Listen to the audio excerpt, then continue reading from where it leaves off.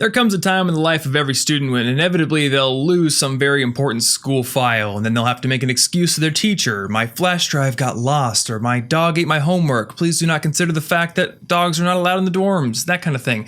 But this is the rule, and you can be the exception to that rule. Now, when I was in high school, I was often a bonehead who would just put my files on flash drives and then inevitably lose those flash drives. But when I got to college, I got my act together, and I can brag truthfully about this. I never once arrived at a class and realized I didn't have an assignment that I needed to bring with me because of the system I built. So in this quick video, I want to show you the system for organizing my files that I built over the 4 years I was in college. We'll talk about the best ways to store your files so you always have access to them, the actual hierarchy of folders I built in my computer so everything was really easy to find, and also ways to organize your paper files. So first, let's talk about file storage. Now, whether you have one computer or multiple computers, I recommend using a cloud storage system. And the one I've been using for multiple years is Dropbox. I absolutely love Dropbox, and their free option comes with 2 gigabytes of storage, which is pretty much good for anybody who isn't going to be doing design or a lot of photography or video work.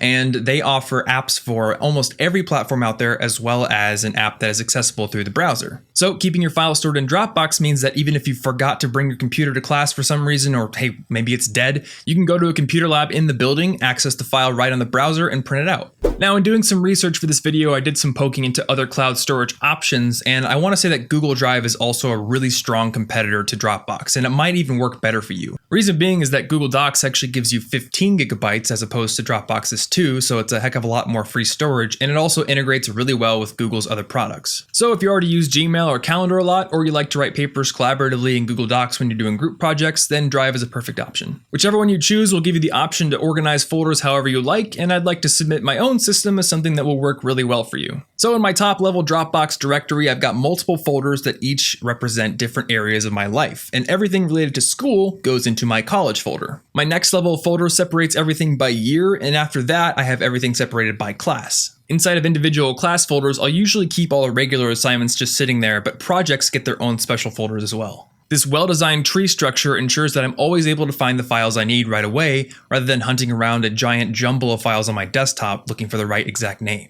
Now, the one thing I'll note here, and this applies to every organizational system you use, is that you have to be constantly vigilant about keeping it in working order. It's easy to initially set up this pristine, well-oiled system, but then when you're working on an actual paper and maybe you need to go to bed or you need to rush off to a class, it's also really easy to save that document straight to the desktop. And over time, doing this will ensure that you're going to have that jumbled mess you wanted to avoid in the first place. So be kind to your future self and make sure you take that extra 30 seconds to find the correct folder for an assignment and also give it a name that makes sense. Speaking of naming files, I know a lot of students will make multiple copies of an assignment because they want to save old versions. And a cool thing about Dropbox and also Drive is it has version history. This means that you can actually log into your Dropbox account and see previous versions of a file that you've worked on. If you find that you've screwed up a file and already saved it, you can actually roll back to a previous version and erase those mistakes. Now let's talk about notes. I actually don't keep my notes in Dropbox, and that's because I took almost all of my notes on Evernote. The structure of my Evernote account is very similar to my Dropbox. I have notebook stacks, which represent areas of my life, and then inside those stacks, there are individual notebooks for classes or different projects,